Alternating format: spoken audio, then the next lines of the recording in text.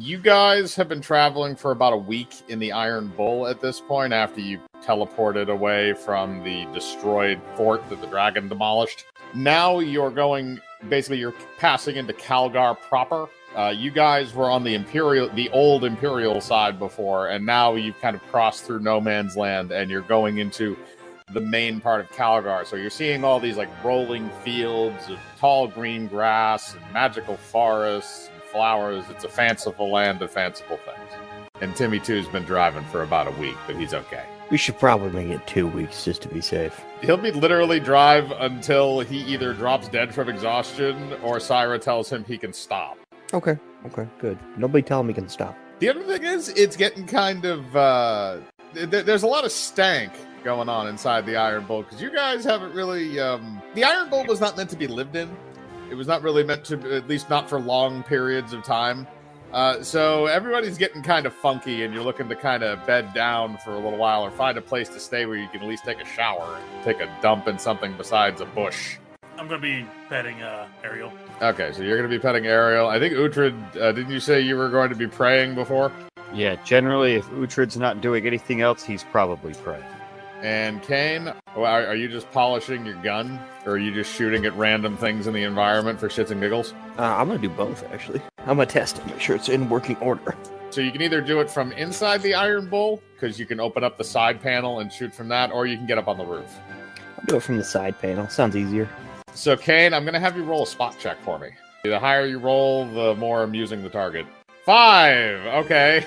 Well, technically, technically 7. So, Kane, as you're driving by with the Iron Bull, it's not going terribly fast, so you can kind of gauge what's in the environment a little bit, but you're not really paying attention at the same time. You're just sort of like looking around with your gun and then looking at your gun and then looking at other stuff, so you're not really paying attention. You see what looks like a tree stump. Then let's shoot it, or at least attempt to. What kind of rounds do you want to use? Let's do incendiary. That way you can light on fire. Okay, you can do that. Roll a hit. Nice. All right, that will hit. So you can calculate for damage on that, and it will light the stump on fire. Beautiful. Oh, nice. All right, so Kane, so you did 32 total damage. You shot the tree stump, and as the incendiary round goes in, it lights the stump ablaze. And after a few moments, you start hearing some squeaking noises. And out of the stump run several flaming gophers that had their little home below it. You've successfully killed them. They've run off. You may have caused a forest fire as well. But the ship is just going to keep going. You'll leave that to be, unless you want to actually stop and put it out. Oh, no. As you're doing this, a raven flies in and lands on the windowsill as you're shooting out the side of the ship. It has a little note attached to it. Kane, you want to shoot the messenger raven? Kind of tempted to, yeah. Roll for attack? I'm going to roll for the messenger raven as a reflex save to see if it could dodge. Okay, it has a +4, so it did. So that's a 19. As you fire your rifle again, the raven just sort of hops up on top of it as it fires, and the bullet barely misses it. It fires off somewhere randomly into the woods. But the raven that is now sitting on top of your rifle and looking at you, it caws in your face. It also holds out its little leg to take the message that it has. All right, I'm going to grab the message and I'm going to read it. Okay, you grab the message, and after the message has been detached from the raven, it then proceeds to fly back out of the side window, unless anybody wants to try and do anything more to it. No, I'm not fucking with no raven. Ravens remember faces. The raven has left the building. So, Kane, the note you have is written in common, and it's actually not addressed to you. It's addressed to Gregor. I'm going to read it anyway. Are you going to tell him that it is addressed to him? Yeah, I'll tell him after I read it. Kane, you read the note to yourself, and the note says that Gregor's great-uncle, Baron Delnor, has unfortunately passed away. And due to a process of elimination, Gregor is the only other person who is available to inherit the castle. But it is under one condition, that he has to spend one night within its walls. I'm going to go up to Gregor, and I'm going to be like, all right, Gregor, I got some good news and I got some bad news. Which one do you want first? I'll tell you the good news. I don't have a very good self-esteem. All right, the good news is you're potentially going to be rich. Oh, goody. What's the bad news? Somebody you love dying. Oh, was it Mommy? Oh, no, I don't think so. No. And I'm just going to hand him the note and then walk away. I'm gonna walk up to Gregor and start like patting him on the back. Oh, thank you, my little friend. Oh, poor Mumsy. Oh, what does it say? Oh, no, it's not Mumsy. It's not Mumsy. Oh, thank God. It's me uncle. Baron Delnor, me Uncle Delnor. Oh, he was so fond of me when I was a kid. Then I stole his wallet once. He didn't really like that. But it appears that I'm the only one available to inherit his castle, and it smells like everybody here needs a shower. What are you saying, my head, Gregor? You want another dead relative? Are you nothing about my family? No. Thank you, sir. I don't need any more corpses in my family. Timmy, we're going on a detour going to the castle. Here, it's on the map right here. Is there a shower there? Oh, yes, there's a shower, there's a full bathroom with toilets. Toilets, you say? Filled with Oh, water. God, yes, and a bidet. Fucking Europeans and bidets, goddammit. All right, so Gregor's gave Timmy directions to get to the castle, and it's not too far off. You're going to be able to make it there before nightfall. So the Iron Bull kind of pulls up to this front gate, and there's a wall around the outer perimeter of the castle, and a gate that says BD on it for Baron Delnor, and it appears I thought it meant big dick. Roll intelligence for your character to see if you can discern it. Oh. That's a 12 plus 4, that's a 16. Okay, you are able to determine that it does stand for Baron Delnor, but you snicker to yourself because Big Dick sounds funnier. As you guys pull up to the gate, the Iron Bull kind of lurches forward, and since it's kind of chained shut and Gregor didn't really feel like bothering to go find a key, the Iron Bull just plows through the front gate and pops the chain very easily to open it. So it pulls up into the courtyard in front of the castle, and the Timmy 2 lowers the rear gate. Timmy 2 doesn't talk, by the way, because Timmy 2 found out what happened to Timmy 1 when Timmy 1 would talk. Gregor and some of the other characters are walking in while Timmy 2 takes out some containers and stuff to collect some supplies from the inside, if there are any. So are you guys going to enter the castle? You can explore the grounds a little bit. You can look around. What Curtis is going to be doing is he's going to find the nearest toilet. So Kane and Curtis are going inside. Rock, are you going to enter into the castle as well? Yeah. Okay, so Uhtred is going to follow behind the two frogs. Draylark and Syra are going to just help out Timmy 2 with some of the stuff by the Iron Bull while you guys are inside. You guys enter into the castle, and Cham, you immediately run up and ask Gregor where the bathroom is. He points you straight ahead to a door marked with a toilet. I go in there and take the biggest shit. All right, you walk into the bathroom. The first toilet appears to have been destroyed down to the ground for some reason, but you go to the second toilet, and that appears to be fine. Roll Constitution. That would be an 18 plus 4, that would be a 22. All right, so your little frog body levitates off the toilet as you blast explosive diarrhea in there. Yep, so you annihilate the shit out of that toilet. Raka and Kane, you guys, if you want to examine your surroundings, you can roll a spot check just to see what's around you, if anything is of interest. Kane, you wander up and you see a mirror, and you're just kind of enthralled with your own reflection in said mirror. It's amazing to you. So you're just kind of staring at that for right now. It is a nice mirror, though. Raka, on the other hand, you look around the room and you notice that it appears there's a hole that appears to be directly above you in the ceiling. It's about the size of like a manhole cover almost. It's enough for a human being to fit through. All right, so I'm going to grab Kermit and I'm going to throw him up to the hole. Okay, so Kane, are you going to allow him to do this or are you going to resist? No, I'm allowing him to do it. This actually kind of sounds fun. Okay, then I'm not going to make you roll a grapple check for that rocket. Just roll me a strength check to chuck him. It's tight. All right, let's do this. Tally ho, lads. Ho! Okay, yep, 21. Yeah, okay, you are strong and you are accurate. So you throw Kane up, and Kane, you kind of compress your body like Spider-Man from Spider-Man 2, and you fly right through that hole and land very gracefully on the other side because of Raka's amazing strength control. So you're upstairs, and you look like you're in one of the main bedrooms. There's a bed not too far from where the hole is. You can examine the hole a little more closely from up here as well if you'd like. Yeah, sure, let's do that. I would say probably either a wisdom or an intelligence roll. Either or. Wisdom is drawing from your memory. Intelligence is drawing from your known knowledge. Shit. You can tell that it's a hole, and you can tell that it wasn't carved with a tool. It looks almost like it was melted through the rock. Is there anything else of significance in the room? You can roll a spot check if you want to check all that. Might as well give it a shot. All All right, so you notice that, I mean, it's a nice room. It's obviously seems like it's either one of, or if not, it's the master bedroom for the entire home. There's a large king-size bed in the room. There's drapery, carpets. It's very ornate. There's a dresser with a nice vanity mirror and a bunch of other things in the room. All the furniture is top class. And the other thing that you notice, which is very strange to you, is it appears that there's a fire poker that's stabbed into the stone near the hole. There's evidence up here that there was some kind of a struggle and possible magic use. So it's kind of odd to you. There's really no explanation for this. Looks like something's happened here. All right, I'm gonna jump back in the hole, down the hole, and tell them what I found.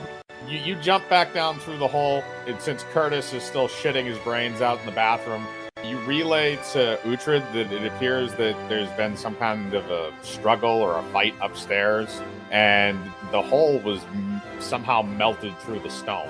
Something's afoot. Something melted. I assume it's probably dragons. Let's go find the other frog and tell him. So you saw him go into the bathroom, so you know where he is. I'm gonna start pounding on the bathroom door. Hey! I'm not gonna knock. I'm just literally gonna fucking like breach kick that shit right open. Strength check. Oh, that's in that one. All right, so what happens is Raka, as you kick the door, instead of kicking the door open, your leg goes through the door, and then your leg is stuck in the door. I'm going to proceed to start tickling his feet. If you want to do that, you're going to have to pull his boot off. Cham, as you try to pull Raka's boot off, he very quickly whips his leg back and actually breaks the door off, and the door is impaled through his leg still, but the door is now no longer attached to the hinges. So, Raka, you now have a door stuck on your leg. I'm just going to look at him and rib it. All right, hold still. I'll shoot the door off. Chances are you may not lose your leg. I cannot promise. What are you using for ammo? How about I just take like the back of the gun and just like try to like smash the door off? You can do that. Roll a strength check. I tried. All right, well, it was already mostly broken anyway because he put his foot through it, so that's enough. I'm gonna say that's enough. You get the door off of his leg, so now he's completely uninhibited, and now you have Cham's attention. Ah! Start screaming. Ah! Raka, you just see the two frogs in front of you screaming at each other's faces for no reason. Lads, you can be simple on your own time. Now, relay messages. I can speak awkward, you know. I know those aren't actual words. Kind of like a god. Damn, son. Just gonna go in there and just shove him into the toilet. Can I do a reflex? Yes, I will allow you to counter that with a reflex save. If you're gonna shove him in the toilet, Raka, that's a grapple check. It's a nat 1. Cham, unless you roll a nat 1, you will escape. That was almost a 2, but you rolled a 20, so... Raka, as you try to grab Cham, his mucusy body just slips right through your hands, and he just kind of like bounces away like a cartoon character. I didn't even wipe. No, you didn't. There's a few other rooms in the house. Gregor kind of, after everybody's all settled in and all your shit's gone, he sort of goes over a few things. So there's a few rooms in the house. There's kind of a den-like area with some chairs and books and a fireplace that's very nice. There's the bedrooms, which are mostly upstairs, including the master bedroom that Kane was in. The bathrooms, obviously, are downstairs, where one toilet appears to have been destroyed. Cham has appeared to annihilate another toilet. I'm actually going to roll to see if that toilet is clogged. That toilet is not clogged, thankfully. And then there's also a third and fourth toilets that have not been used. There's a kitchen, a dining area, and the front area where you guys are now. And also a storage area and a wine cellar. Ooh, wine. Ooh, wine. I'm gonna look at him with like gleaming eyes when he said wine. I'm immediately gonna be cast invisible. Okay, you cast invisibility. You're now invisible. You know, Gregor might be becoming rich, but by the end of this quest, he may not be rich anymore. You read my mind, little frog man. A thief after my own heart. I'm after more than just your heart, buddy. You tongue punched my butthole once, mate. Yeah. Yeah, the master bedroom has a king-size bed, little frog man. I know, I saw it. You want to see it again? I'm gonna be straight with you, Gregor. I'm more of the dominant type, so I will initiate. I understand, mate, but I am ready and ready to go. I bet you are. I bet you are. Oh, yeah. Okay. Well, let's go get some wine, then. I'm going to follow the invisible bloke. You can follow him? No, but as soon as I said wine, he disappeared, so I can only make assumptions. Also, I want wine. You guys go downstairs and enter into the wine cellar. Now, Cham, you're already there and you're invisible, so you don't have to say if you want to do anything or not. You can just start randomly doing stuff. Gregor, on the other hand, is going to search through the various wine bottles for the one that's going to get him shit-faced the fastest. See, I am looking for the most specific, beautiful things of wine. Roll a search check. Kane, depending on what you want to find, you can also do a search check. I just want to grab like a good-looking bottle of wine and start chugging it. Cham, even though it's a plus 18, you still rolled a 1. So you find a bottle of wine, but at this point it might actually be vinegar. So Kane, what did you want to try and find? I just like a good bottle of wine and start chugging it. Roll a search check to see if you can spot which one's a good one. You're going to chug it regardless. It's just whether or not it's going to be good or bad. So you find a relatively good bottle of wine, and you immediately grab it. You grab the cork with, well, basically your hand because you don't have any teeth, and pop it out, and then you start chugging the wine bottle. Roll me a Constitution save to see how fucked up you get. Ooh, now this is where things get fun. All right, so Kane, you take that one like a champ. You chug that whole bottle, and then as soon as you're done with it, you just throw it over your shoulder and it smashes on the floor. All right, so Cham, roll me a Constitution save to see how well you take that vinegar. You take it okay. So I mean, you don't like hack a lot. You hiccup a little bit. I'm gonna roll for Gregor to see if he notices. He does not. So you are still hidden, although there is a floating wine bottle in the air because that's what you're drinking. I'm gonna do another search roll. I'm gonna find the most expensive wine. So you find a wine bottle that appears to have some golden foil wrapped around the top of it. I'm gonna grab it and sneakily put it into my my bag of holding. Okay, you do that. And then I'm just gonna grab a random fucking bottle of wine and start drinking. Roll me a Constitution save. Gregor is also going to roll to find his wine. That's a +5 for him, so it's a 15. So you guys both basically just pull bottles off of a relatively decent shelf, and you begin drinking. Cham, you are still invisible. Gregor is just getting shit-faced. So all of you guys are getting smashed down there.